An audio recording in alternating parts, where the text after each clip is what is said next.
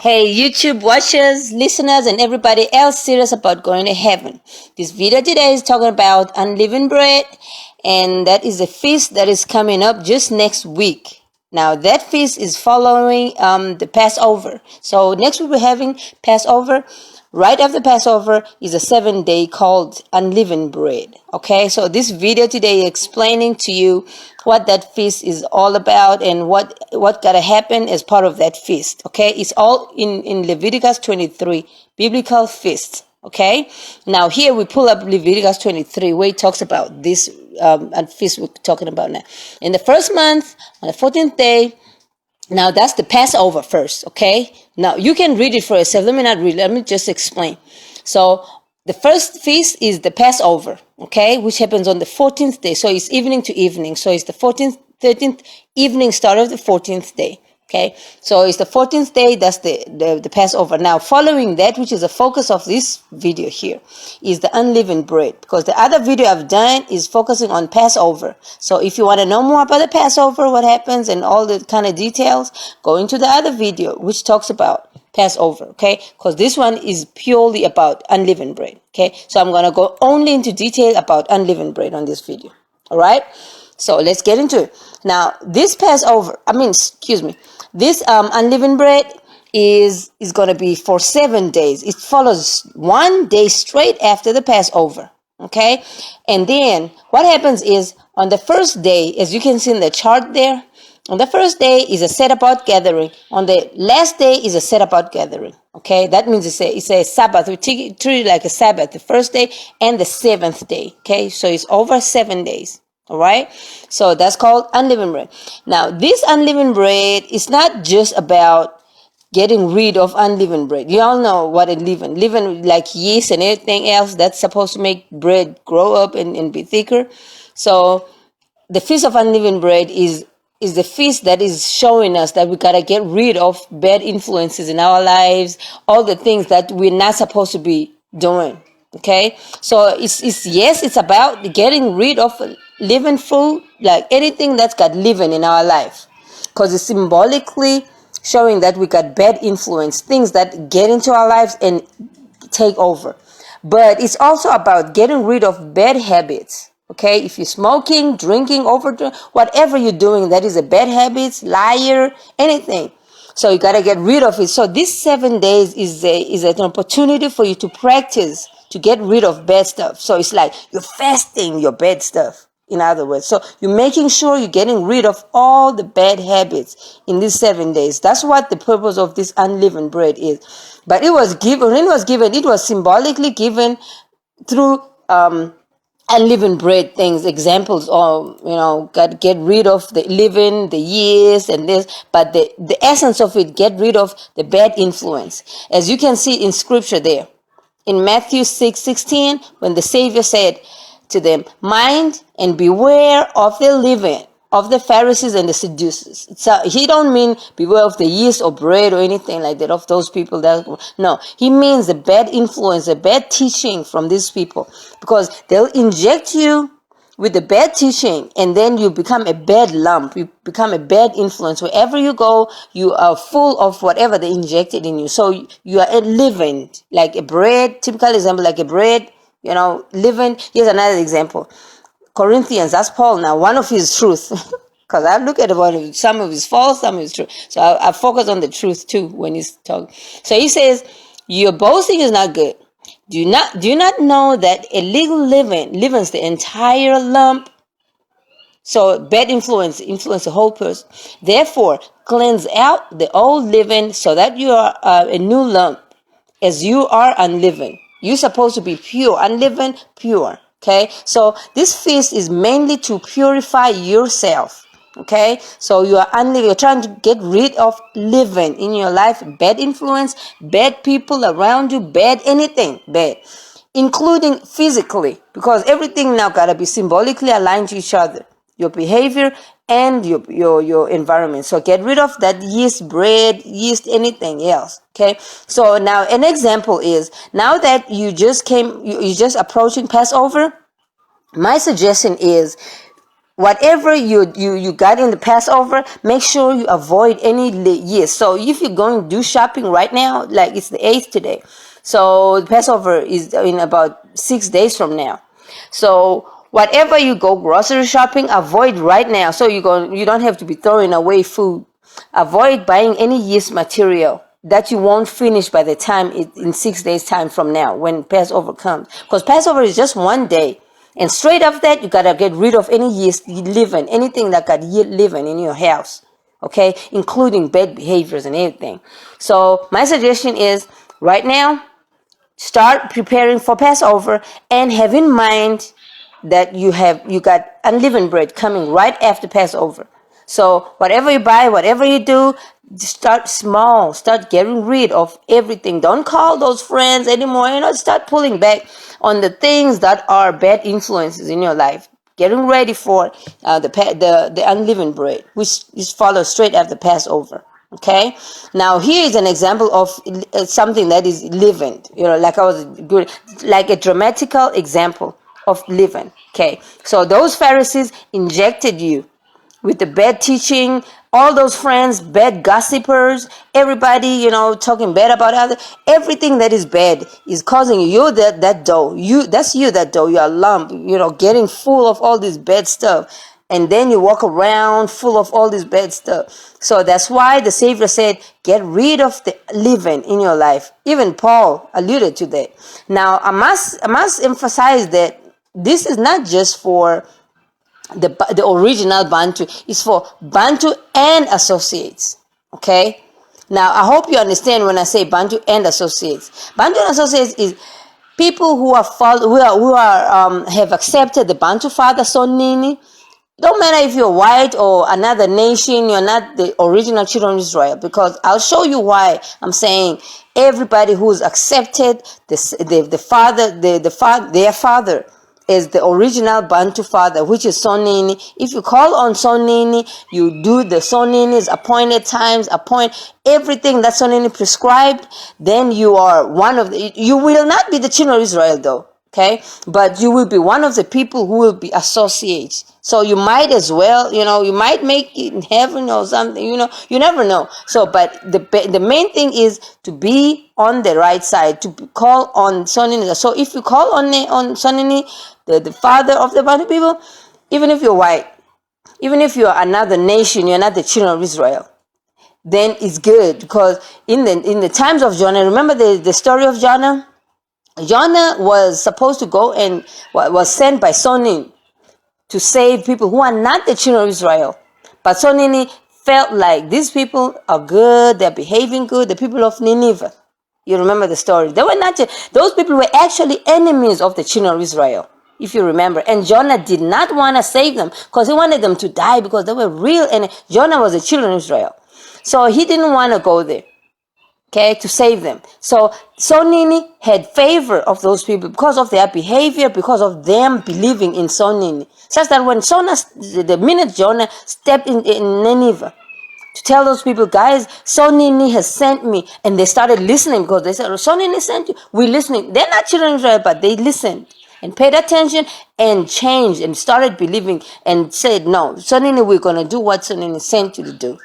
So that's why I'm saying we're not closing doors just because we are the Bantu children of Israel, closing doors on everybody else who want to join Sonini people. No, nobody can close any door.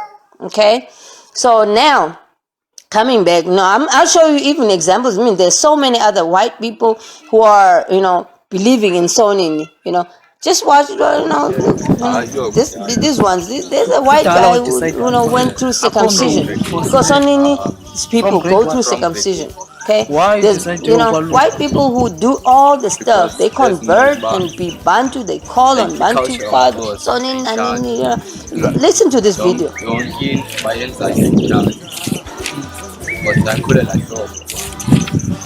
See this man here. You hear? He even speaks the Bantu language, exactly the language that the Savior spoke on the cross, the dialect now.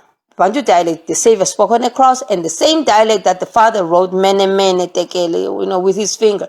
That's what this white man is talking. So you black people walking around talking about, we Hebrews are arrogant, and you don't even call on Sonny Nanin, and the white people are overtaking you, taking your positions in your space. That even the Bible talks about you all day. So you cannot just, you have to call on Sonini and do his appointed times as well, because he said so, not because of anything else. He said that we must do it, then do it. Don't be questioning stuff.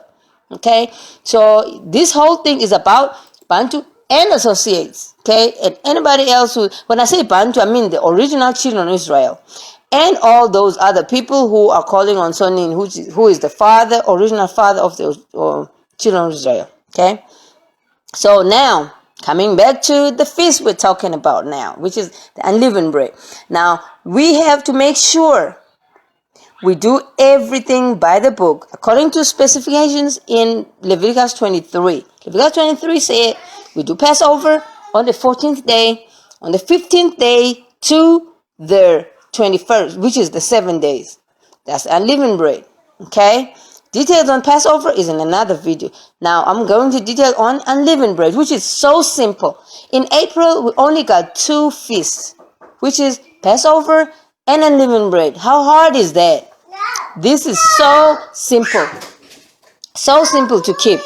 You can just do Passover and unleavened bread and you're done. And you're done. Okay? Now Passover is as simple as you grab a lamb somewhere. Okay? If you got a farm, so simple. A year-old sheep. Okay? A year-old sheep, there it is. The tall one is the year-old. The little one is 3 days old. So you're not getting 3 day old. You get a 1 year old lamb, which is that one, big one I just show you now. And you can share it. I mean, you can share. That's a big sheep right there. So you can share it with other people, That's the Passover. Simplified. It's easy to do. Get a grill, share with other people. Follow the information now that I sent in the other video. So the unleavened bread, there you go. So simple. So the first day you do the set apart gathering, and then the last day you do the set apart gathering, which is the Passover. I mean the Sabbath, and then in between you just do the fire grill, do the fire grill. That's all you do. You fire grill your meals. That's what it means. And Sonini said on the first day, even though on day 1 of that 7-day unleavened bread, on that day 1, he said you can. He said in the Bible, you can cook on that day. You can prepare food because he says that he understands that on Passover, you probably might not have any food because there's no leftover. You can't have a leftover on Passover. Gotta finish everything. All that lamb gotta be ate and finished on that Passover day. So the following day gotta be nothing. Anything left over gotta be burnt down, okay, to ashes on Passover. So now when you get into unleavened bread, so the Father said on that first day of unleavened bread, because it's just the following day, you didn't have time to prepare food now from scratch. So he said you can prepare food for that first day. Okay, he said in the Bible, just that I ain't got time to pull it up now. You can look it up yourself and find it. So on that first day, you cleanse everything, you get rid of everything. That's like a cleaning day, and you can still cook on that day, same day. Okay, get rid of all living in your house and bad behavior you've been practicing anyway. So for that 7 days, you're purifying yourself. Okay, you are getting yourself to be unleavened. Okay, to be unleavened bread. That's what it is. You see, all these feasts are not just pointing us to the Savior, to the future. They are relevant to us. They are helping us. You're going upstairs now. They are helping us to be better people in life. Okay, like Passover is a commemoration of our Savior. Okay, get the detail from the other video. Now, unleavened bread is moving on to we gotta be pure people. We gotta be. See, imagine if we do this every year. We keep Sonini's appointed times every year. How the world would have changed now. Because the Soninis, they start with the weekly cycles.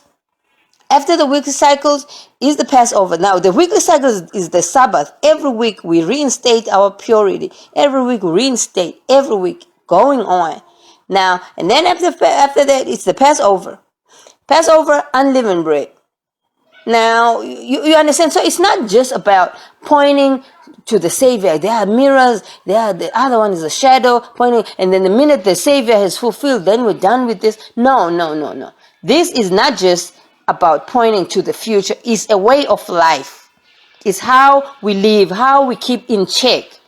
Okay? So Passover, weekly cycle, weekly Sabbath, and unleavened bread going on. And these feasts are not many. In April, we just got 2. That's it.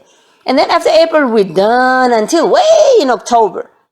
October is also another little 2. And then we're done. And those feasts are checkpoints for us. Checkpoints, we have to do them. Not because we're in bondage of the Lord. That's what the pagans are trying to make you all believe. The bondage of the Lord. But if you unpack what these feasts mean, what we're supposed to be doing in this feast, you'll see that it's benefiting us. It's not bondage of the law. It's benefiting, and not, let alone that the Father, Son, and said we gotta do them. He didn't say gotta do them until the Savior come. No, he said forever ongoing. All right. So now this unleavened bread is about purifying, getting rid of all the bad habits. You smoke, you are a liar. You whatever you do, practice in that 7 days. Gotta get rid of it totally. Then I know it's not easy to me to stop a whole lot of habits. It's understandable. But you are trying, okay? So this feast is dedicated to that kind of activity where you're trying to get rid of bad habits, okay? Starting with your house. Because when you physically get rid of living in your house, that motivation builds up. You motivating, build up, until to a state where you start stopping the spiritual stuff now, the stuff that's affecting your spirit, your soul, okay? Which is being in bondage with the spirits, stuff that are bonding you, smoking, drinking, lying, being arrogant, everything that is bad. That is actually the bondage, not the law. The bondage is the bad things that makes you living. So you have to purify yourself in that 7 days. That's what that means. Not pointing to future and these pagans are trying to make lies and people. Now remember, they are the ongoing feasts. Don't forget about those ones now, because the ongoing ones are the weekly Sabbath, like I just said, and first fruits with wave offering. Now, first fruit and wave offering are one and the same thing. First fruit and wave offering are one and the same thing. Okay, you cannot separate the two. Now, let alone the fake Jews. The fake Jews got the whole mess up. They messed up what the Bible is saying. I don't know where they get these Pentecost and Facebook, and then they got days for all these things. It's just a big ball of mess. I'll show you now where I'm making red notes within their fists, so you can see how they're different, so different. So you can understand, if you are one of those people going to Messianic churches right now, thinking that you are in line with the Jewish thing. No. Those I'll show you now, I'll expose you now in the same video today, because now after today, the only feast we got is the one in October. That now their time, which is October, which is way far. Let alone now the ongoing feast. The ongoing feast, I'm going to show you just now what they are. I might as well cover them here because they're just so few. Weekly Sabbath, you already do them. Every day on the 7th day, you keep that holy. You already do that.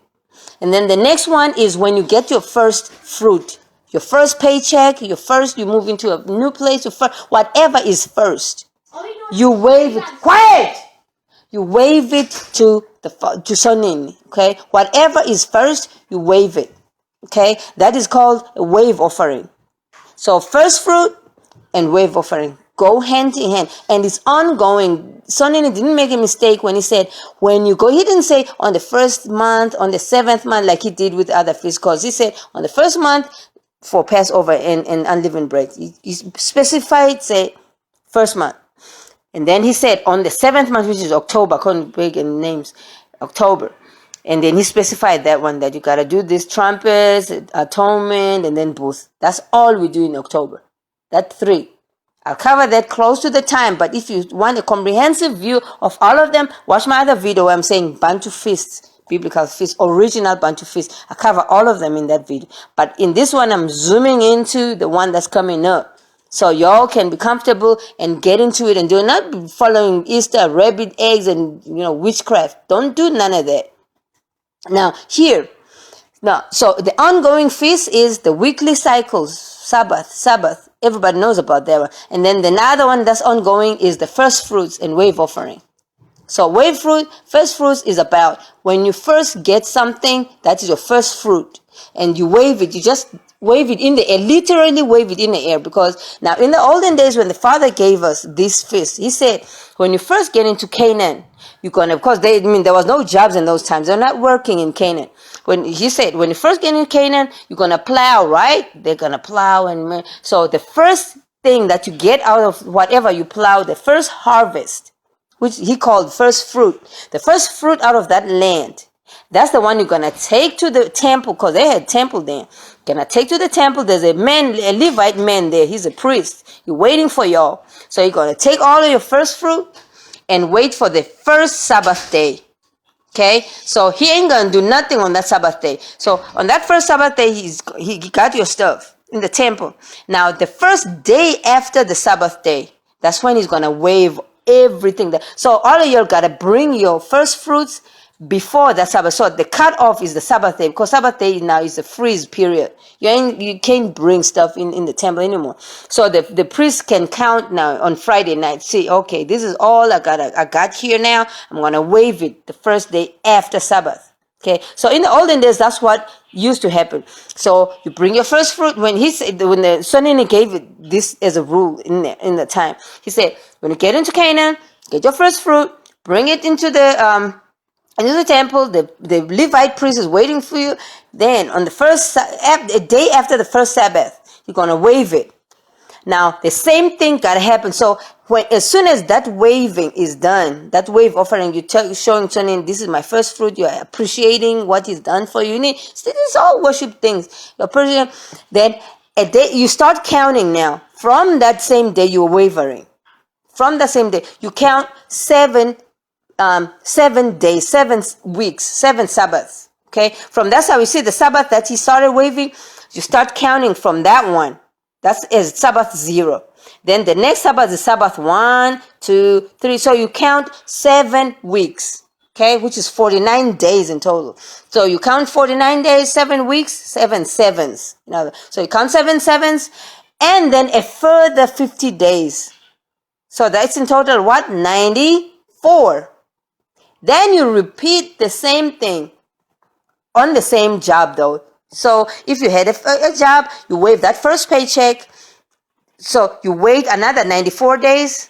Then you waive, provided you are still in the same job, you waive another check on that same on the 94th day. You waive it on the Sabbath after the 94th day. Okay, I hope you understand all of these things, because this is ongoing.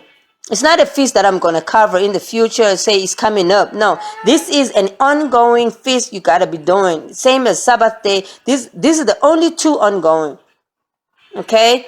First fruit and wave offering. First fruit and offering. So you got to get your first something, you wave it. You wait for 94 days, which is 7 sevens plus 50 days. You do the same thing again on the same benefit, on the same fruit, on the same. Okay, so on your check that's coming up, after 94 days, you waive it again. Okay, so more details, watch my other video. I'm covering each and every one of these feasts over there. Okay, now as opposed to here is the fake Jews. What they're feeding people, the poison they're feeding, the leaven they're injecting on people out there. Let me show you right now. Now, what these fake Jews got over there, they got the Passover, sure. Okay, they probably messed up even the date, but the Passover. They got the Passover, and then they got unleavened bread. Good. Now, their unleavened bread and Passover is all lumped together for 8 days, which I've got a little bit of a problem on it, but it's closer, at least, But their motive behind their unleavened Passover, unleavened bread, their whole motive is so totally different from ours. Now, their motive is they got the Passover, they got unleavened bread, they got first fruit. Now, they look at is the Savior's death, Passover, and then the burial. The unleavened bread is showing the burial, because now the bread was put in the oven. They got a whole lot of explanation for this, which is all false anyway. because he was the bread, he was put in the oven, so he was the unleavened bread because he didn't have sin, so he unleavened. And then first fruit, that's when he resurrected. It was the first fruit going up there. No. They're trying to factor in their pagan stuff in there. That Passover unleavened bread first fruit got nothing to do with their explanation, because that is worship tools. According to Solomon, when he gave us, he said, Passover, you are passing over. The Savior died as a Passover lamb. He died as a Passover lamb. There's no burial separate. He was buried, died as part of the Passover. Unleavened bread is not a separate burial, according to these Jews, fake Jews. But they're trying to separate unleavened bread so that you don't purify yourself. Because the real purpose of unleavened bread feast is to purify yourself. Get rid of all the leavened stuff in your life. Get rid of the bad stuff. These pagans don't want you to do that. So that's why they assign this unleavened bread feast to a burial. They say, no, look at this. It's a burial. No, that is not what it is for. Now, because now they got a burial, they got to have something coming out of the burial. Now, they start claiming the first fruit is about resurrection. No. First fruit is when you get into Canaan, when you get your first fruit out of the land of Canaan. Then that first fruit, you wave it. See, now, they can't even have wave offering in this, because now, how are they going to justify a wave offering? Because they already assigned first fruit to a resurrection. You see how fake these people are? And they're now shooting themselves in the foot because they got to cut out some things that is important to us. As Sonin gave us. They got to cut it out because it won't make sense into their lies. Now, if you're in a Messianic church, you better listen carefully to what I'm saying right now, because you've been following fake. Because I've been through these churches. I know exactly what they're doing. So now, Passover, unleavened bread, first fruit. First fruit is nothing to do with this. First fruit, and I just explained to you what first fruit and wave offering is. It's ongoing. There's no specified time. Even the Father, Son, didn't specify. He said, when y'all get into Canaan, he didn't say first month, third month, 7 months. He didn't say nothing, because he knows it's an ongoing thing. When you get your first paycheck, when you get your first whatever, anything that is first. Get a farm, your first harvest. You go wherever, you plant a tree, your first harvest from that fruit tree. That's the one you dedicate. Whatever you do, your first harvest, your first benefit. Dedicate to the Father. You invest stocks at the stocks exchange, Wall Street, wherever. Your first dividend you get, whatever. You understand what I'm pointing now? So whatever you get as your first fruit, you wave it as a wave offering. Count 94 days, you repeat the same thing on the same fruit. Okay? So now, the pagans, they've added that as a resurrection. I mean, this is even so ridiculous.